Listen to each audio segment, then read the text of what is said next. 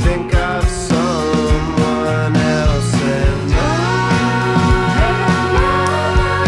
you don't need me anymore.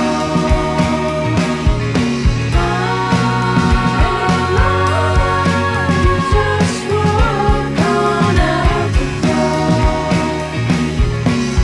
Hey Mona, you know I've been starting to think of change. It takes me back. Hey Mona, don't you think of anything? And you don't need me anymore.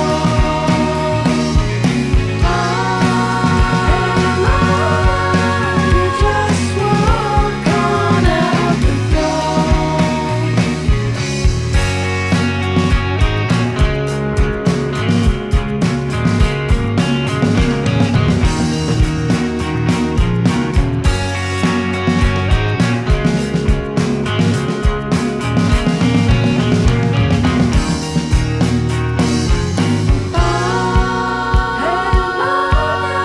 You don't need me anymore.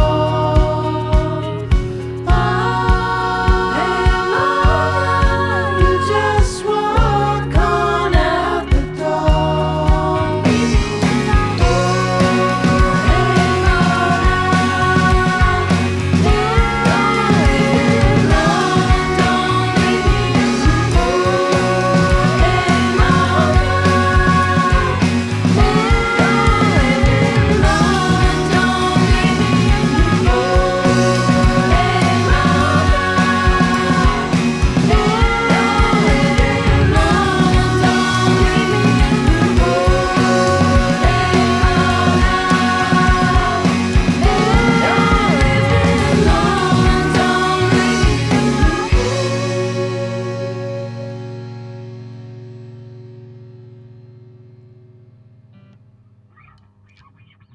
So let's take a look at the mix so we can tell you a little bit more about it. Now, as you saw in the recording process, we use the Neve console here for the kick, the snare and the overheads, just because I feel like if I only had 4 mics on a drum kit, it would be a kick, snare and overheads. That would give me the whole view because of course the overheads are going to pick up the cymbals, obviously, the hi-hat and the toms. So that's where we use the Neve. But to be quite frank, the Audient mic pre's are pretty awesome on the toms and the rooms. Let's get into that in a second. The guitars were all done through the console as well, and so was the bass, and so was the vocal. So I just wanted to be able to show that obviously what they've done here is with the iD48 is create an alternative, an affordable alternative to some of the wonderful interfaces that we all use. I mean, I've grown up using so many different great ones, Apogee, Avid. I mean, they're all amazing. So what they've done here is they've come in here to compete in that realm. It's a $1,000 unit. If you're in the UK, $799, that's including VAT, by the way. So a really, really great price for something that's this flexible. So when I first met Audient, I loved the console, I loved the mic pre's and their affordable stuff. We've done tons of recordings. In fact, in our home setup, and even when we're streaming from the studio, we use an iD14. Always loved the way they sounded. And of course, we love the fact that they're incredibly affordable. But I always said to them, when are you going to bring out a pro range? And when I mean pro, I just mean something that you can rack mount. I've been saying this now for about 10 years. We're at a place now with the chips that they use in the most expensive and even some of the cheaper stuff is pretty much of the same quality, the same level. It's the attributes, the stuff around it that you pay for and the flexibility. So what we have here, let me read you out the specs so I don't mess this up. So 24 in, 32 out audio interface. It's got 8 Audient console mic preamps. It's got the advanced, apparently, 32-bit ESS converter technology and a new switchable analog insert technology, which is great that we can actually use this in a proper professional mixing situation and insert some of the gear. We recorded directly into this, bypassing the mic preamps and using the console preamps, as we just talked about, for instance. And of course, it's got ADAT expandability, which is always something I loved about all of the units that I could use, that I could just literally plug in another interface with an ADAT cable, and it's so simple. Obviously, this is not just a rack-mountable unit that you can use with your console. It is also a fully functioning interface. Like, it's got volume controls on it, dedicated speaker outputs, alternative speaker outputs, talkback controls, 48 volt phantom, 10 dB boost, plus a pad, inverting, obviously, the polarity, the phase, and of course those 8 Class A Audient console mic pre's with high pass filter controls on the channels. It's what we want. It's a professional sounding interface. So with this band, the Robux, not Roblox, the Robux, we wanted to capture an indie band, so it's not as heavily mixed, and there's no vocal tuning whatsoever. You can download the files, you can do whatever you like with them, you can tune it heavier if you want, you can add your own production, but we really kept the spirit of the band here. So let's go through and have a listen to the tracks. So we're in a great situation here because we have this lovely old, it's definitely a broadcast console if ever I saw one, this broadcast console here. I love these particular pre's, the 33115s, because they're basically the same as the PQ1061, which is a Calrec mic pre, which I grew up using and absolutely love. The EQ points are really, really good for things like guitars, etc. They've got so much mid-range control. We'll get into that when we're tracking guitars. But what's lovely about the Audient is you've got this thing up here where you can select direct or mic. Now, what does that mean? It means we can completely and utterly bypass the mic pre's, which has always been an issue of a lot of interfaces where people are buying external mic pre's and they're a little frustrated because they're like, well, how do I know I'm not getting the coloration of the unit itself? Well, Audient, because they're bringing this out as a professional range, are making sure that you can use this using their mic pre's, or you can bypass it because you have consoles or external mic pre's. So with the first 4 set up direct. So what we decided to do is, when tracking drums, is go, well, we're going to do half and half. So the first channel we have here is for the kick, then the snare, then overheads left and right. These are measured in phase with the snare, so they're going to give us a proper stereo image of the snare and, well, the full kit, basically. The only clever thing I think I did is we got some kick and snare samples of them playing at the end, and I did lay, quietly in the background I might add, but I did lay the kick against itself, so I didn't have to use any compression. The snare track on its own is just the snare track. But here's the kick in.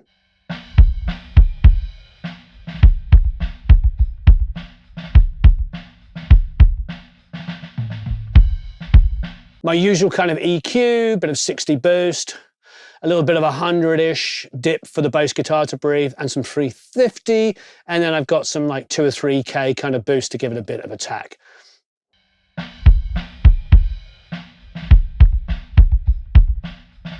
And the kick sample is just a consistent hit.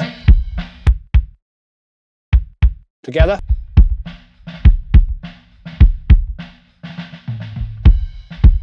The snare top is pretty much what I usually do. Low end boost. I've got it here at about 100, 110, 116 to be exact. And then some 4K-ish. So just top and bottom. And I did put an 1176 plugin on it, which is, you know, admittedly the Avid Bomb Factory 1176, which doesn't really sound that much like 1176, but looks like one. But it's the stock plugin that I've loved for years.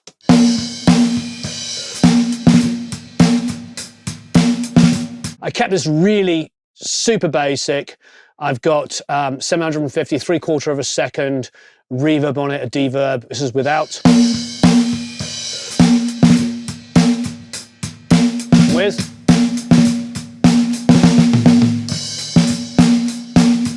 Just a flavor. Together, snare and the kicks. So that's, if we throw in the overheads now, this is, and the overheads have no processing whatsoever.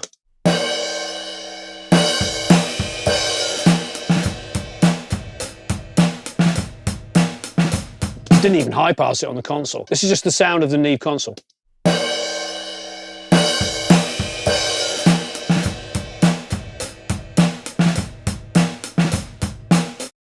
So for the drummers, pretty even. And that's really the secret, isn't it? With any drum mixing.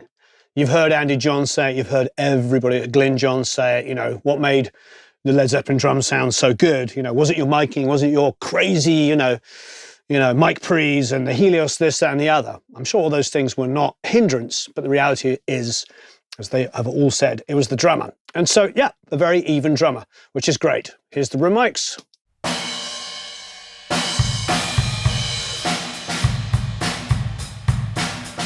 Now I cheated, I put a deverb on it just to make it a bit bigger. We can turn that off. I've got lo-fi on it, a bit of saturation to just take some of the highs off, take that off. EQ, I pulled out a lot of 350 and the MV2 just for level. So here it is without anything on it.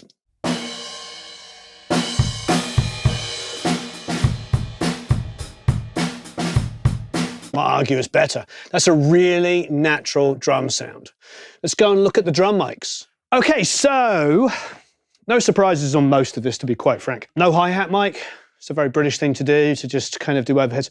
Although the first time I ever recorded drums with a limited amount of mics was actually Jim Keltner.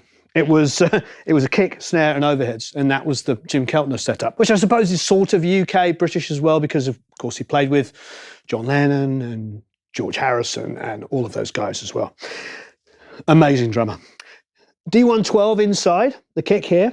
Really quite straightforward. George placed this and it's just coming in, pointing at the beater.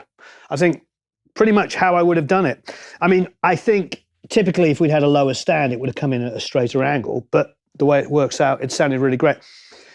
You know, he placed the mic, I pull it up in fade. If it doesn't sound good, you come and change it. Didn't need to, it was in the right place. We'll move through the logical things. So kick in, no kick out. We were using 8 analog inputs. Pair of 87s as overheads, measured in phase with the snare, which means it's exactly the same distance away from the center of the snare to this one and that one there. 421 on the toms. It was a sort of 90s standard. Michael Beinhorn will tell you, you know, pretty much every 90s rock record you could think of had a pair of 421s. Dave Jordan made all of his records with 421s. Honestly, you know, I agree. When cymbals bleed in there, they can be pretty harsh. My really good friend JJ Blair hates 421s on toms. And it's not because they sound bad on the toms. Again, it's because of the cymbal bleed. But like we were saying in there, Sophie's a very balanced drummer. We didn't really have that big of a deal. I've worked with a lot of guys and girls that end up sort of smashing the cymbals and then barely tapping the snare. There was a good balance here. So it worked really well with this simple setup. No snare bottom, just a 57 on the top. And that was the drum kit, close mics. The mic there is for Sophie to sing. And then, of course, the only other thing is the beautiful AEA R88. A wonderful stereo mic. Now, you're probably going, why the heck is it there? The trick of recording through the center of the kit. And so the center of the kit, logically, when you look at it, is here. But then if I did that, we'd have a kick drum here and then a snare 20 degrees off to the right-hand side. So if you want a proper stereo image, you actually go through the middle of it, which is this down through the middle of the snare and the kick. Now you pull that up left and right, and the drum kit's in the middle of the mix. I've done so many things over the years. I've turned the drum kit to the side, all of that works. Offset triangulated kind of room mics, all kinds of things, but this works brilliantly. And the first time I actually did it was actually in Nashville at Blackbird. And I was just like, where has this been my whole life? So I put it up, I was like, it makes perfect sense. And if you listen to the room mics, please download the multi-tracks, you'll listen to it and go, that just sounds like a great stereo drum kit. And as long as the drummer is playing evenly, you can just use that. Add a bit of 60 hertz, Bob's your uncle. So that is the drum miking. So now we look to the drum mics, here is all the drums together.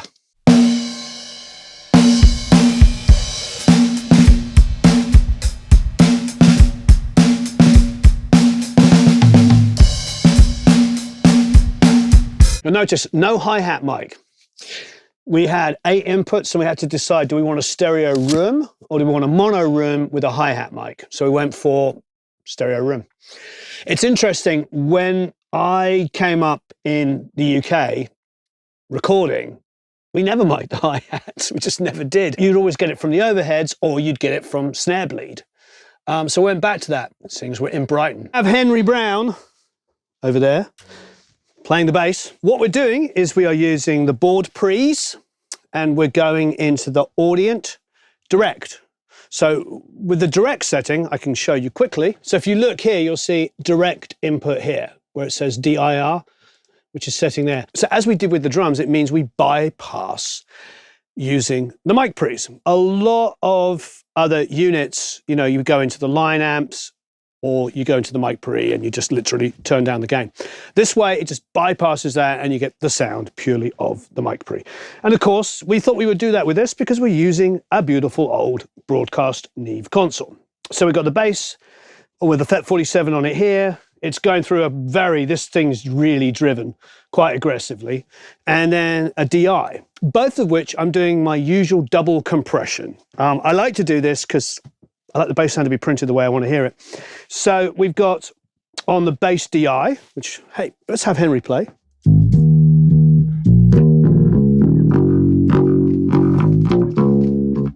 It's quite aggressive on it, but I'm doing two things.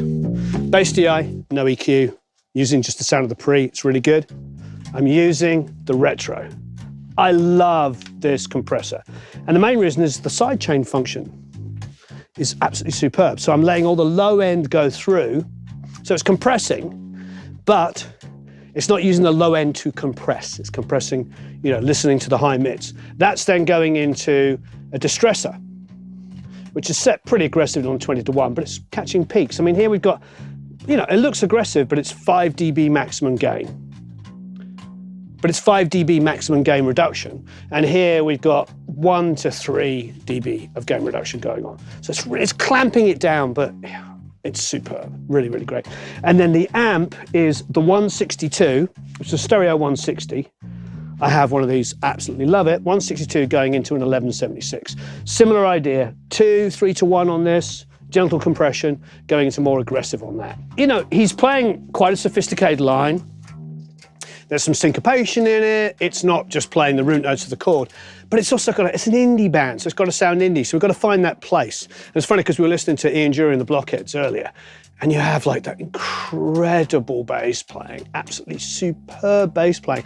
But at the same time, you know, they've got jazz influences, but they're still an indie band. They're still kind of an edgy, you know, they've got Ian Dury singing on it. So that's the same thing we're trying to do here. This is, you know, a bit Velvet Underground-y, but with some more accomplished musicianship, but still in keeping with the genre of the song. The bass was back through the console.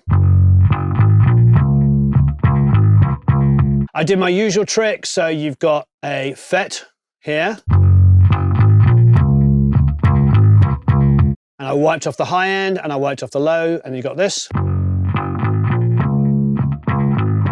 And that's going through the Ampeg over there. It's gritty, it's gruesome, I really love it. It was actually just set completely and utterly right down the middle. Volume, treble, mid-range bass, all down the middle. And it just sounded really good straight off. Now with the bass DI, if I take off the EQ, it was pretty tasty. He's playing quite aggressively. You can hear that kind of brightness and stuff. If I take off the bus EQ, this is what we got. But as usual, I use the DI for the low end, so this is what you really hear.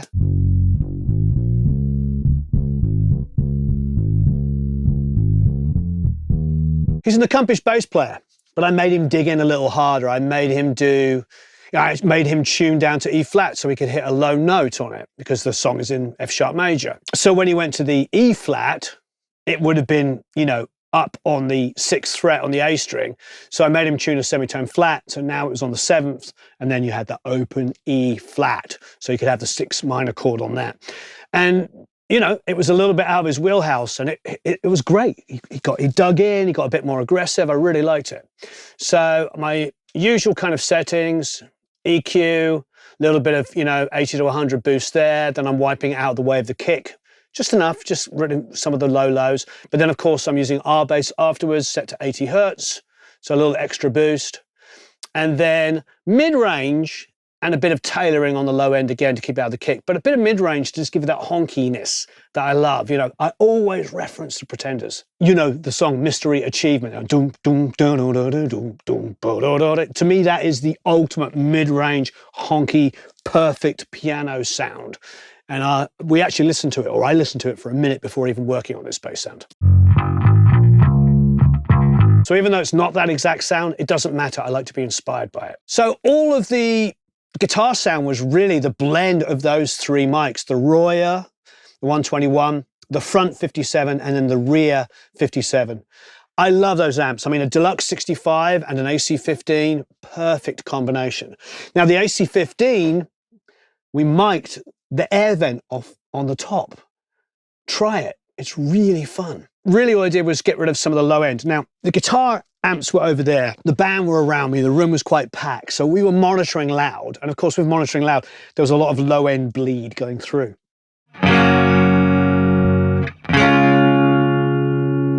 So if you go where the drums are playing,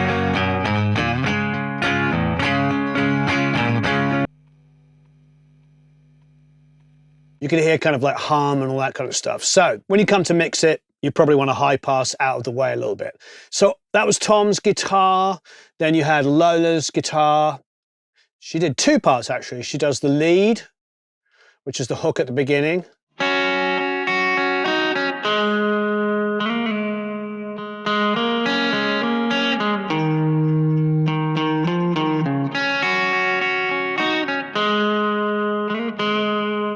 Absolutely love the sound of that Vox. Superb guitar amp. And then all I did was take that lead part she was playing and make it the solo, just pan it to the middle.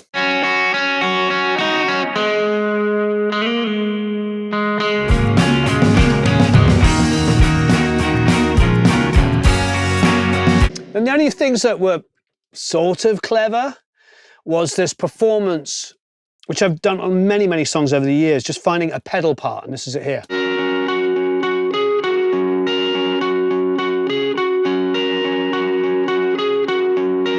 So that's Lola playing the whole time, just playing that pedal. And again, wiping off low end. And what I did is I took the DI and smothered it with Verb. And the great thing about the DI is it's almost like a chime. So that DI is blended back against the amp tone. So on its own, here's the DI with the reverb on it.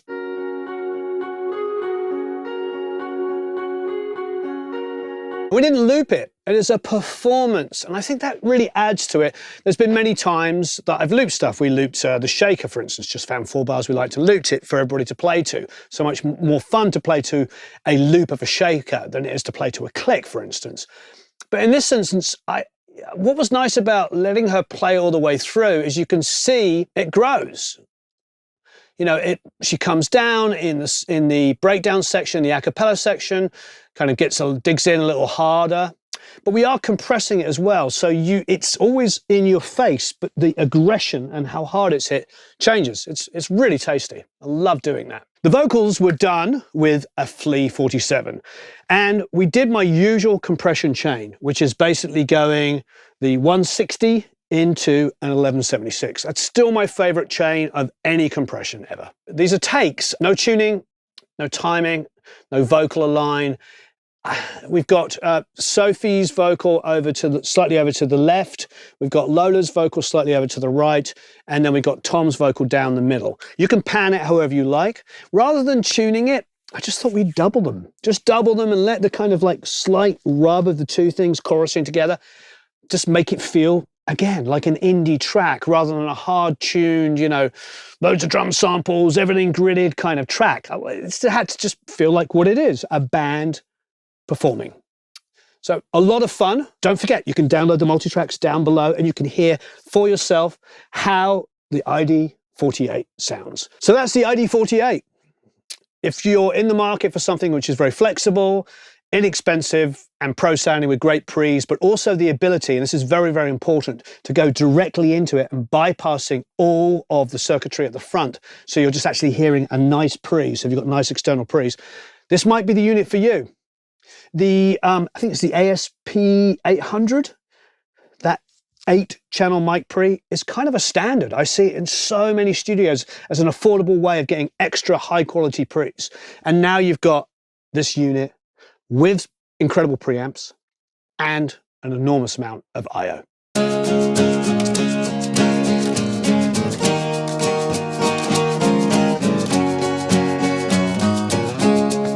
Bass is a bit loud.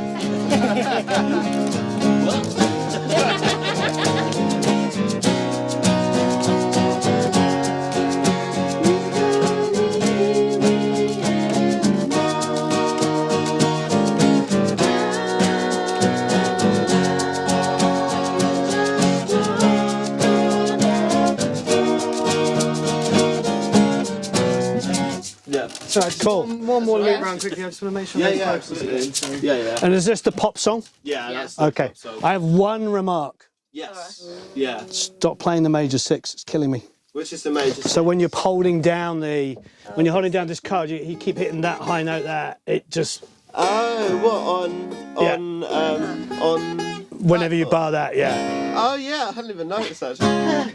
Yeah. Like, It's so much better. that does sound better actually. Oh, Yeah. God. I was sitting there like. I was like this, like. Trying not to have like a twitch fit, like. I get that way with phase as well. When something's really out of phase on one side, I have to sit there and it's like I feel like somebody's trying to twist my head. Yeah. I think I picked up because of Kurt Cobain, but obviously he only plays two bloody strings. Yeah, it's yeah. Are we just running through the chorus? Doing the chorus. Yeah, just literally just like Yeah, 20 seconds. Just for level.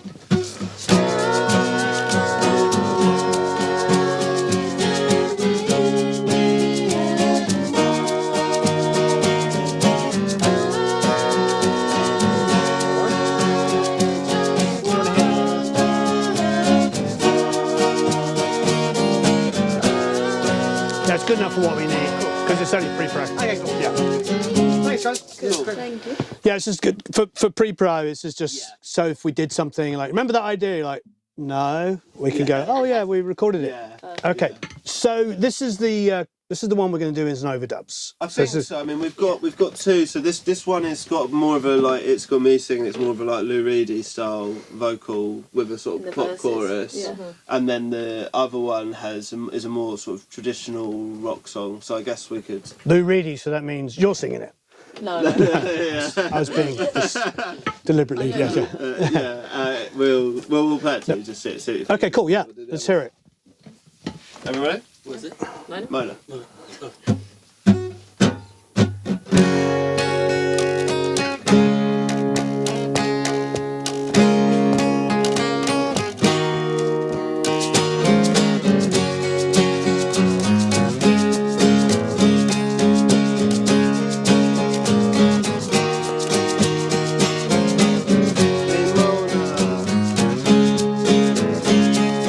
Getting pretty tired of this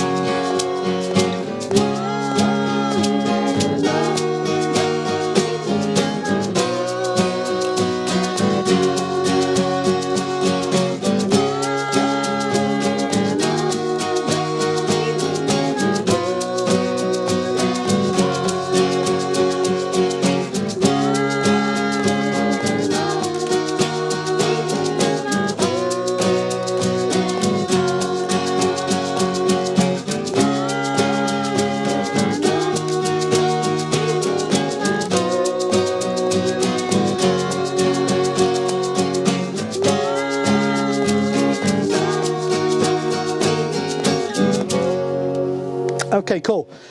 Two things. You stayed at exactly 102 Oh, nice. to the end of the guitar solo, and then slowed it down when it kind of mellowed. Oh, Did we? Yeah, that's yeah. Is that typical? Or? After No, we're not supposed to. After the second chorus, it goes a bit like naked. Yeah, yeah. Yeah, it's hard to do on acoustic. Yeah, no, it's because I'm always drumming and singing. So whenever whenever I do it without drumming, the muscle memory then makes me forget what I'm singing. And we've usually got Nice. Soph. We've usually got Soph as well, going like Yeah. doing that. You feel free to tap your foot as well. I really like it.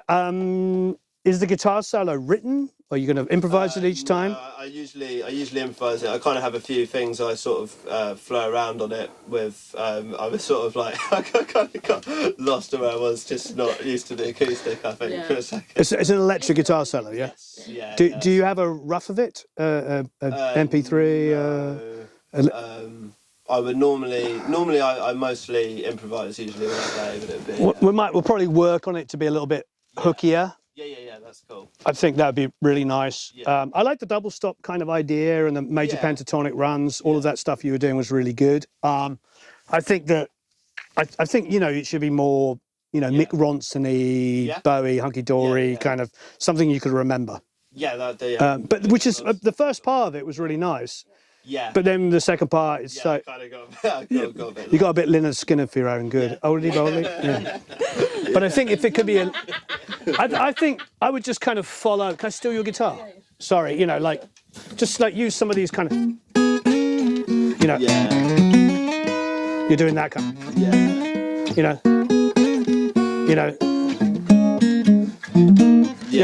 You were doing a lot of those kinds of things, but just. That's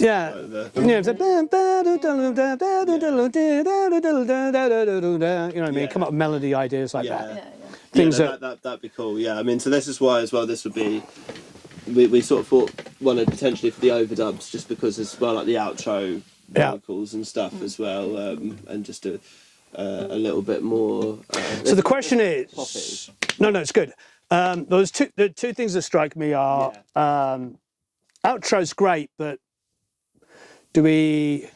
I mean, it's interesting. It should go to that. That was too longer. Yeah. We've been working out whether we do. Yeah. So it was a tiny bit longer. Yeah. But the outro is like a whole different part of the song. Yeah, because what I thought maybe was going to happen is you were going to do this guitar solo, and then it was going to go to an a cappella chorus. Yeah. I was thinking, that might happen. You know what I mean? Which could be nice and hold out, have the backgrounds be themselves. We could actually do that vocal part a cappella and see how it sounds. I would say the only real reason we were doing was just for comfort, I suppose, live, just to hear the guitar. But maybe I'm just trying to think of changes. Like you got the solo, which I'm on the fence about whether it should be half as long. To be honest, it's definitely no, famous for my solos. Maybe we half that section, and then it could it break down to an a cappella chorus, and then do the outro after that. Yeah. I mean, we're totally open to ideas as well. Yeah. So it's. Yeah. I'm just trying to think. Because can you just play the chorus again for me? Yeah, sure. Ready? We can. I can probably give you. This is recording, isn't it? But I'm looking for a keyboard, and it's all the way over here. Can you just mute? And what do you guys do? Mute those two channels and then put a click up. Put a click up at 102. Yeah. 102. Yeah. Yeah, we could just do it. It's so weird doing it acoustic. When we came to that bit, I was like, Yeah, that's it. what do I say?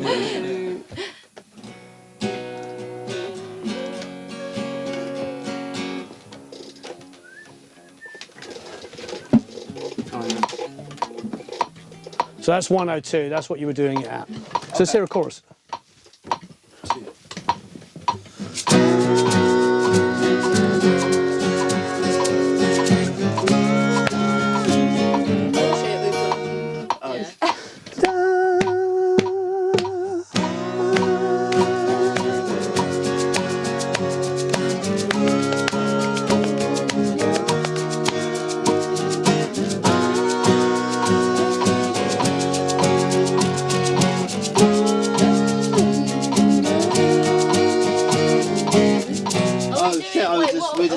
You're doing the outro. We just did Yeah. the outro. Can I hit the chorus? That's why I was like, That's all right. I was like, what am I doing? I was like, doing it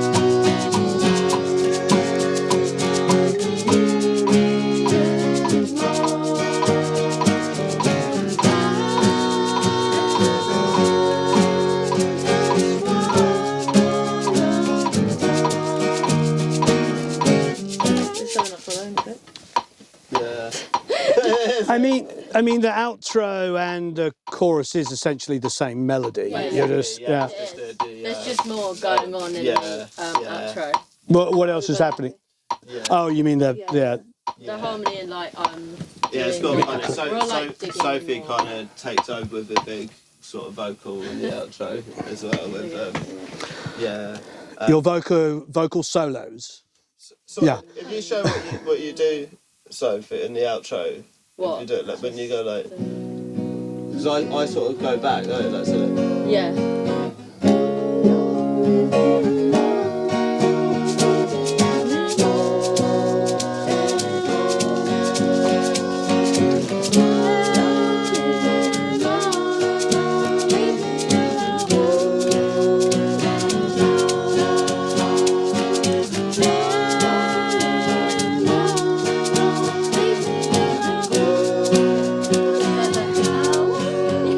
My house sort of thing. yeah. So my vocal kind of Okay. live would kind of go. I think maybe it's the same idea that you're doing, but let's just do like the chorus round twice. Yeah. As kind of an a cappella and then build into that section. Then we can. Yeah. Does that make sense? Yeah. So you're thinking like, so it'd be like just as it was, then the solo half a song Yeah, solo half as long. into a chorus, just a regular. Take away your note tapping section. Sorry. Yeah, no, it's fine. Yeah. So into No sweet picking. a regular, just a regular chorus after that, and then drop out into. But I think it's an a cappella regular chorus, but it could be a half chorus. Yeah, sure. Would that be? Do you mean the one straight after the solo? So after solo. Straight into a cappella. Yeah, yeah, Okay. Yeah. Do you want us to give it a go? yeah. Let's try it. Do you want the clip back up? Sure. Yeah. We've never played the clip.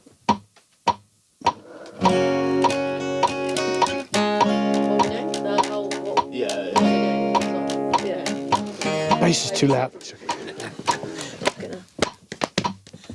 You have to count in. 1, 2, 3, 4.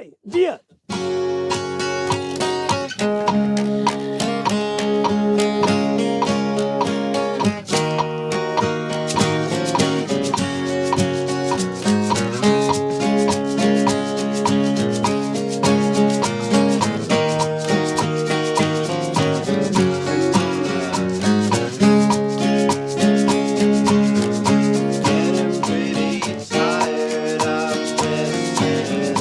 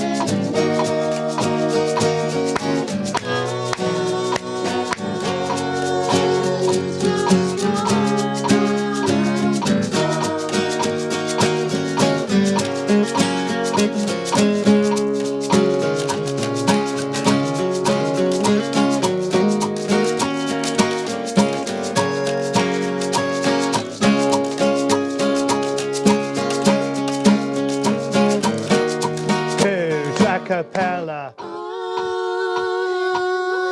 You can play the chords through.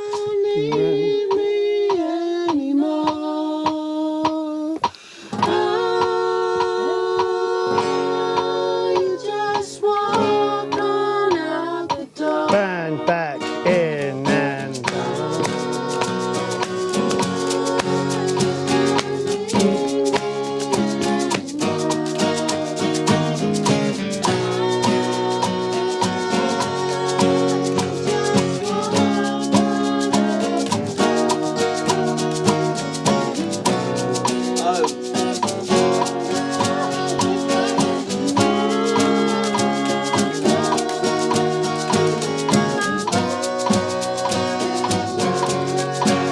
So I think it's going to be good. So two things. Can we?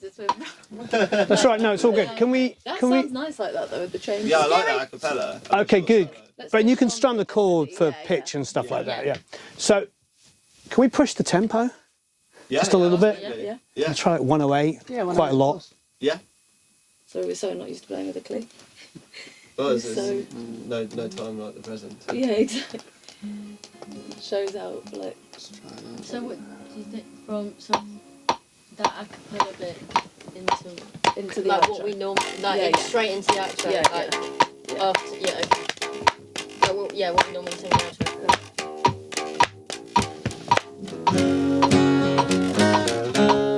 Oh, I have one more thing. Split the difference. Make it 106. 106. Down, down, bow, down, down, down. On the intro, down, down, da, do, da, down. Can you just add that bit? So it'd be like. Yeah. Down, da, do, da, down. Yeah. Down. Yeah. Yeah. One more time. Ba, do, da, ba. Down, down, da, do, do, down. One more time.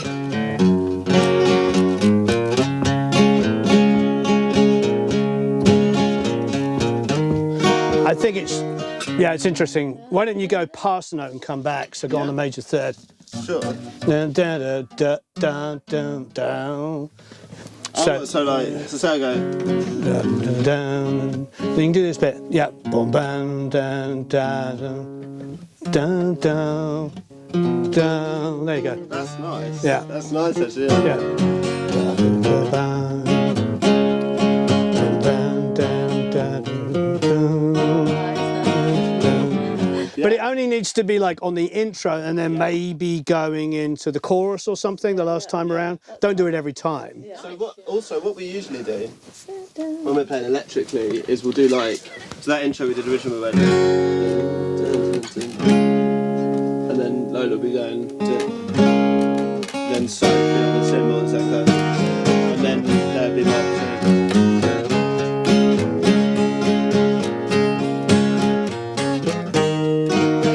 Yeah, maybe it's only the The drums aren't in the very first bit.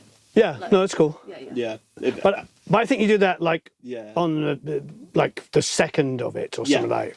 Okay. So it announces the chorus, announces when the vocal comes in. Yeah, Or something no, like that. that'd be really cool. All right. And are you following that on the line on the bass? Exactly. No, not really.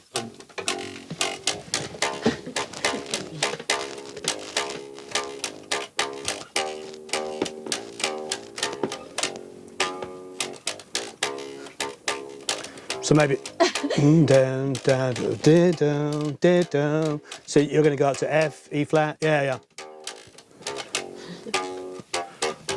See, that's all good. Look at that. Hey, look at me. I'm Jack up a story.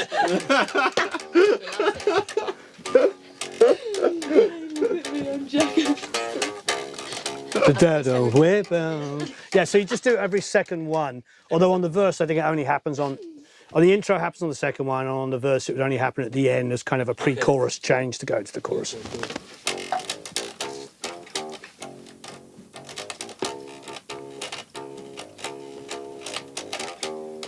Play the intro line again. Okay, great.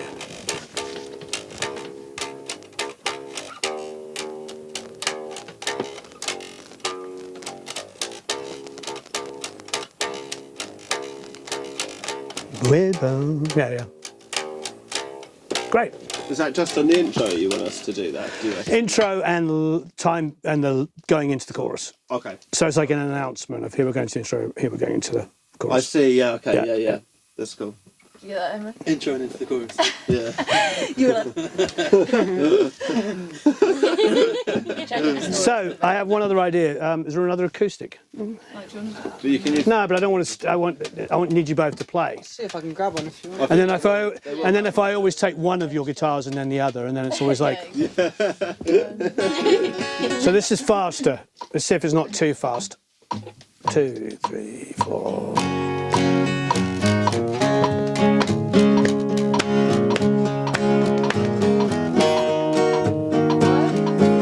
I was just saying it, I was just trying to get it.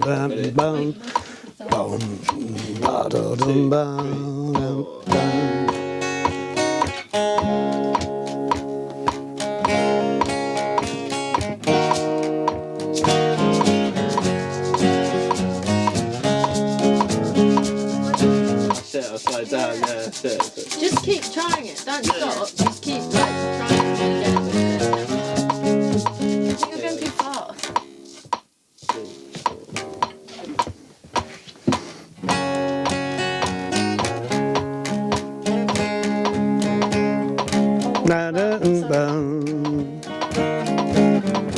Oh shit, I've lost it. They might need your foot.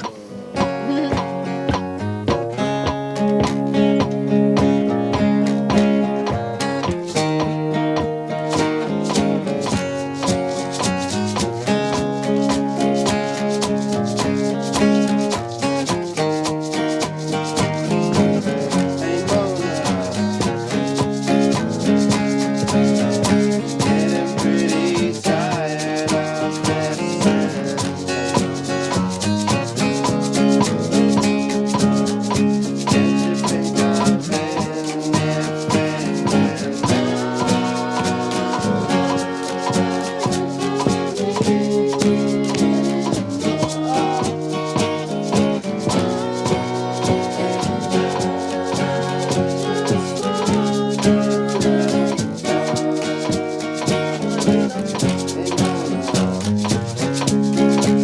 Just keep that in there with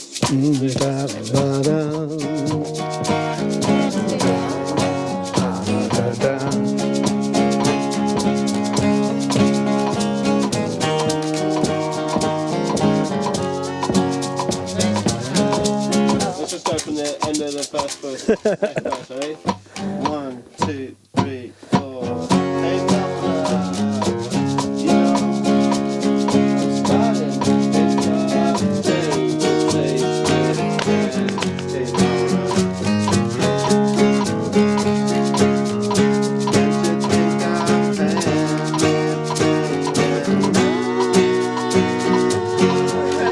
don't you think I'm I'm going to split the difference on the tempo a bit here. Are we speeding up or something? You're sort of adding a breath between the end of the verse and the beginning of the chorus.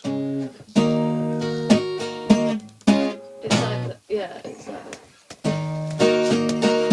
Yeah, I think because when we do that, it is always like, you know, like, yeah, not straight.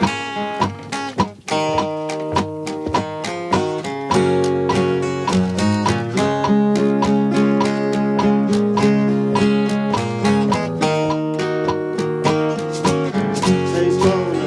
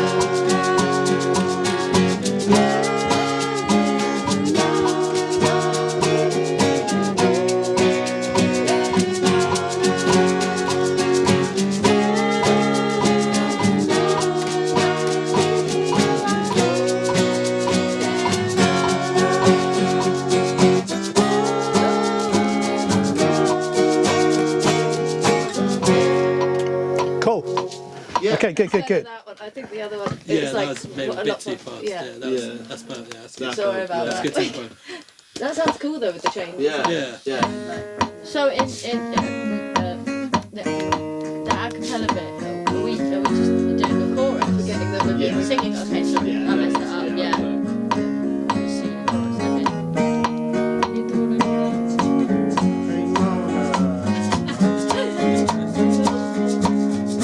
Getting pretty tired of this saying, hey Mona. Can't you think I've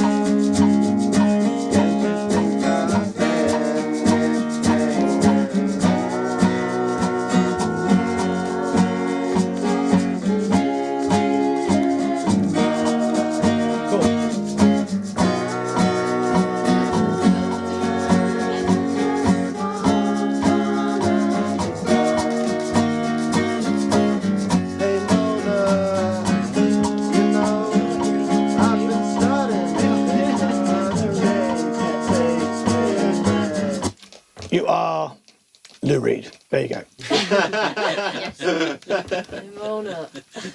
Hey, Mona. So, we've done a little pre-production, haven't we? Yes. We have. So what we're going to do is we're going to lay down the most basic of scratches, which is literally just acoustic guitar, and we'll have you do a vocal so that Sophie can play along with this. So typically, for those people who've ever watched a video that we've ever done, I like to mic acoustics here. I just like the way that sounds with the small diaphragm. So I'm just going to grab the mic there, like such. I mean, I watched you play. Neither of you swing around all over the place. So I think, are you comfortable? Get comfortable, and I'll place the mic. Just play a little bit. Great. So it's actually making the body, and it's away from the low strings. More importantly, it's away from the sound hole. So we'll do the same with Lola's over here. Are you comfortable where you're at? Yeah. Do you want to play?